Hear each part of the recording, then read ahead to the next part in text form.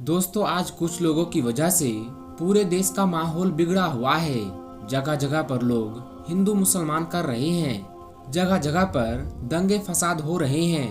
हाल ही में आपने हरियाणा के मेवात के नूह में देखा और सुना भी होगा कि किस तरह से वहां का माहौल बिगड़ा हुआ था। और जैसा कि आपको मालूम है कि अभी हल्द्वानी का माहौल भी बिगड़ा हुआ है और यहाँ दंगे फसाद चल रहे हैं। ऐसे बिगड़े हुए माहौल में हम आपको दो ऐसे वाकया बताएंगे जिसको सुनकर आप समझ जाएंगे कि ना तो सारे हिंदू बुरे होते हैं और ना ही सारे मुसलमान बुरे होते हैं। सिर्फ कुछ लोग बुरे हैं जो अपने फायदे के लिए ऐसा करते हैं। ये दोनों वाकया यकीनन आपके दिलों से नफरत को मिटा देंगे। इसलिए आज का ये वीडियो आप सभी के लिए बहुत ही ज्यादा खास होने वाली है। आप हिंदू हो या मुसलमान, आप इस वीडियो को आखिर तक जरूर देखें। और अगर आपको ये लगे कि ये वीडियो हिंदू और मुसलमान को एक करने में मददगार साबित हो सकता है तो आप इस वीडियो को दिल से एक लाइक करें और मेहरबानी करके इसे शेयर भी कर दें ताकि और भी लोगों के पास ये वीडियो पहुंच जाए। तो चलिए आज की इस वीडियो को शुरू करते हैं। दोस्तों, पहला जो वाकया है यह है इलाहाबाद की रहने वाली एक लड़की जिसका नाम आरती था। आरती लखनऊ में रहकर अपनी पढ़ाई पूरी कर रही थी। आरती उस दिन अपने घर इलाहाबाद जाने वाली थी, मगर उसी दिन उसके किसी फ्रेंड के घर पर कोई पार्टी थी। इसलिए उसने सोचा कि पहले मैं अपनी फ्रेंड के घर जाकर पार्टी अटेंड कर लेती हूँ, उसके बाद शाम को अपने घर चली जाऊंगी। बस यही सोचकर उसने अपना रिजर्वेशन भी करवा लिया था। उसके बाद आरती ने पार्टी अटेंड की और फिर शाम को सीधी वो अपनी फ्रेंड के घर से निकली और रेलवे स्टेशन पहुंच गई और जाकर ट्रेन में अपनी सीट पर बैठ गई। आरती का रिजर्वेशन जिस बोगी में था उसमें लगभग सभी लड़के ही थे, जिसके हंसी मजाक आरती को खूब डरा रही थी। टॉयलेट जाने के बहाने से आरती पूरी बोगी में घूम आई थी। मुश्किल से पूरी बोगी में 2 या 3 औरतें रही होगी। ये देखकर आरती डर से कांप सी गई, क्योंकि पहली बार वो रात के वक्त ट्रेन में अकेली सफर कर रही थी।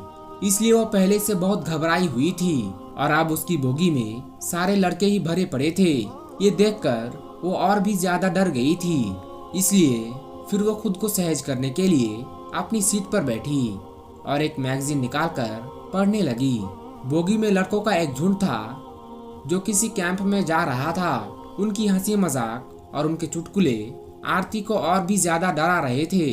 आरती के डर और भी बीच रात धीरे धीरे गुजरने लगी, मगर आरती अभी भी कांप रही थी। ये देखकर अचानक सामने की सीट पर बैठे लड़के ने कहा, हेलो, मेरा नाम अनिल है और आप तो डर के मारे पीली पड़ चुकी हो। तो आरती ने कहा, हाँ। तो वो लड़का कहने लगा, जी कोई बात नहीं, अगर आप अपना नाम बताना नहीं चाहती हो तो मत बताइए, मगर वैसे आप जा कहाँ रही हो? तो आरती ने धीरे से कहा कि इलाहाबाद जा रही हूँ। इतना सुनते ही लड़के ने कहा, क्या इलाहाबाद? अरे वो तो मेरी नानी का घर है, इस रिश्ते से तो आप मेरी बहन लगी। फिर खुश होते हुए अनिल ने इलाहाबाद की अनगिनत बातें बताना शुरू कर दी कि उसके नाना जी काफी नामी इंसान है, उसके दोनों मामा सेना में बहुत ऊंचे पद पर है। इस तरह से वो नई पुरानी बातें करने लगा। आरती भी धीरे धीरे नॉर्मल होकर अनिल की बातों में रुचि लेने लगी। आरती रात भर अनिल जैसे भाई के साए में सोती रही। सुबह आरती ने कहा, लीजिए आप मेरा पता रख लीजिए, अगर कभी नानी के घर आना हो तो आप हमारे घर जरूर आइएगा। तो ये सुनकर लड़के ने कहा, कौन सा नानी का घर? अरे बहन, वो तो मैंने आपको डरते हुए देखा तो मैं झूठ मूठ के रिश्ते करने लगा। मैं तो पहले कभी इलाहाबाद गया ही नहीं हूँ। ये सुनकर आरती चौंक उठी। तो लड़के ने कहा, बहन ऐसा नहीं है कि सभी लड़के बुरे होते हैं कि किसी अकेली लड़की को देखा नहीं कि उसके ऊपर गिद्ध की तरह टूट पड़े। हम में ही और भी भाई होते हैं। इतना कहकर प्यार से आरती के सिर पर हाथ रखकर मुस्कुराने लगा। आरती अनिल को देखती रही जैसे कि उसका कोई अपना सगा भाई विदा ले रहा हो। आरती की आंखों में आंसू आ गई। तभी अनिल ने आरती से कहा, हाँ बहन, मेरा नाम अनिल नहीं, मेरा नाम रियाज है। ये सुनकर आरती और भी ज्यादा हैरान रह गई। दोस्तों, ये तो हो गई एक लड़की की बात। अब आपको एक मुस्लिम लड़के का वाकया बताते हैं, जिसको सुनकर आपका भी दिल खुश हो जाएगा और आपके दिल से नफरत खत्म हो जाएगी। दोस्तों, अब हम आपको जो वाकया बताने वाले हैं, ये वाकया गुजरात दंगे का बताया जाता है। कहा जाता है कि 27 फरवरी 2002 को दिन के वक्त एक ट्रेन में आग लगने की वजह से हिंदू मुसलमान के बीच लड़ाई शुरू हो गई, जो रात तक बढ़ते बढ़ते बहुत ज्यादा बढ़ गई थी।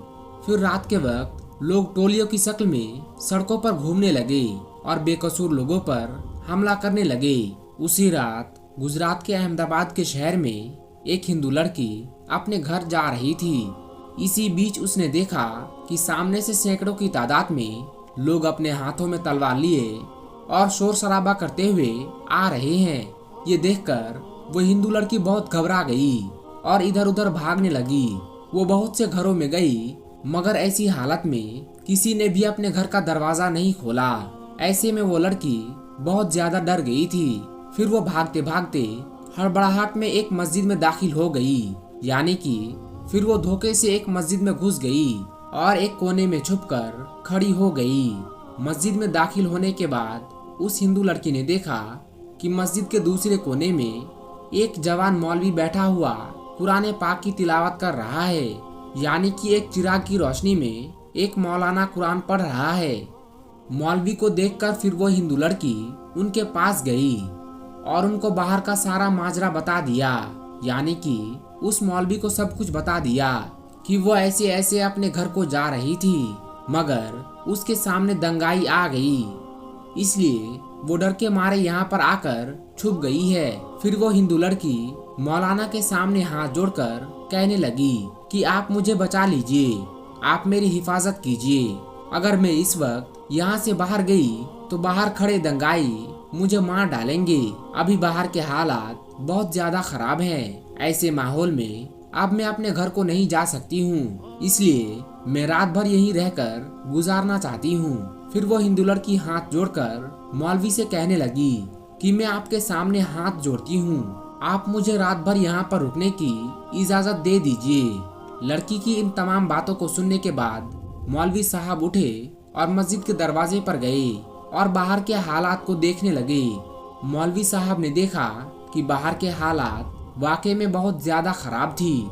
सैकड़ों की तादाद में लोग हाथों में लठ लिए इधर उधर घूम रहे हैं और बहुत से लोग हाथों में तलवारें लिए मस्जिद के बाहर खड़े हुए हैं। ये देखकर मौलवी साहब भी बहुत ज्यादा डर गए।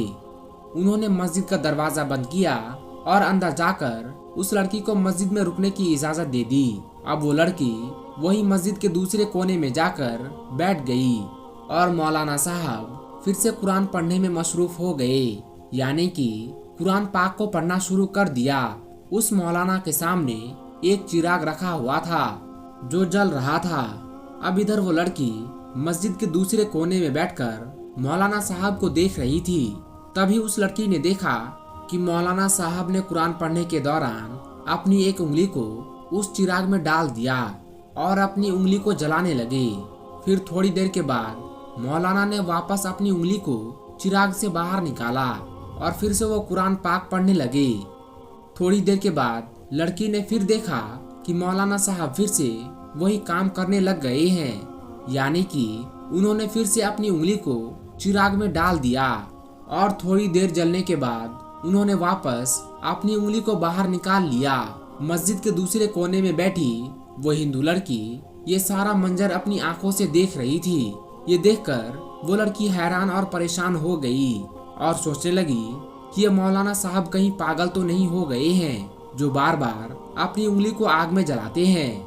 खैर दोस्तों, फिर ऐसे सोचते सोचते उस लड़की की आंख लग गई, यानी कि उसको नींद आ गई और फिर पूरी रात निकल गई और सुबह हो गई। सुबह वो मौलाना उठे और मस्जिद के दरवाजे पर गए और उन्होंने बाहर के हालात देखे। मौलाना साहब ने देखा कि उस वक्त बाहर कोई भी दंगाई नहीं था, यानी कि सारे दंगाई वहां से जा चुके थे। फिर वो मौलाना उस लड़की के पास गए और कहने लगे कि बहन उठो, हमारे नमाज का वक्त हो गया है, अभी थोड़ी देर के बाद ही यहाँ पर बहुत सारे नमाजी आने वाले हैं, इसलिए अब तुम्हारा यहाँ पर रुकना मुनासिब नहीं है, क्योंकि अगर लोगों ने तुमको यहाँ पर देख लिया तो लोगों में बदगुमानी पैदा हो जाएगी, लोगों में एक डाउट पैदा हो जाएगा। इसलिए अब तुम जल्दी करके यहाँ से चली जाओ। और मैंने बाहर जाकर देख भी लिया है, अभी बाहर के हालात नॉर्मल हैं, बाहर का रास्ता भी साफ हो चुका है, अब आप आसानी से अपने घर को जा सकती हो। जाओ, अब मैं तुमको बाहर तक छोड़ देता हूँ। ये सुनकर उस लड़की ने कहा कि अगर बाहर का रास्ता साफ हो चुका है तो मुझे जाने में कोई हर्ज नहीं, मगर मैं जाने से पहले आपसे एक बात जरूर पूछना चाहूंगी। मैं आपसे एक सवाल करना चाहती हूँ, पहले आप उसका जवाब दीजिए। ये सुनकर मौलाना साहब ने कहा कि पूछिए बहन, क्या पूछना चाहती हो? तो वो कहने लगी कि मौलाना साहब, आप ये बताइए कि आप रात भर अपनी उंगली को चिराग में जलाने की कोशिश क्यों कर रहे थे? ये सुनकर मौलाना साहब कहने लगे, बहन, इस बारे में आप ना ही पूछो तो अच्छा है, क्योंकि ये मेरा जाती मामला है, इसलिए मैं इसके बारे में आपको नहीं बता सकता। तो ये सुनकर वो लड़की कहने लगी कि जब तक आप मुझे इसके बारे में नहीं बताएंगे तब तक मैं यहाँ से वापस नहीं जाऊंगी। इसलिए फिर मौलाना साहब को इसके बारे में मजबूरन बताना पड़ा। फिर वो मौलवी साहब कहने लगे कि देखो बहन, बात दरअसल ये है कि जब तुम रात के वक्त यहाँ पर आई थी तो तुम्हारी खूबसूरती को देखकर शैतान ने मुझको बहकाना शुरू कर दिया था, इसलिए मेरे दिल में नफसियाती ख्वाहिशात उभरने लगे थे, यानी कि तुमको देखकर मेरे दिमाग में गलत गलत और गंदे ख्याल आने लगे थे और वो मुझको बेचैन करने लगे थे।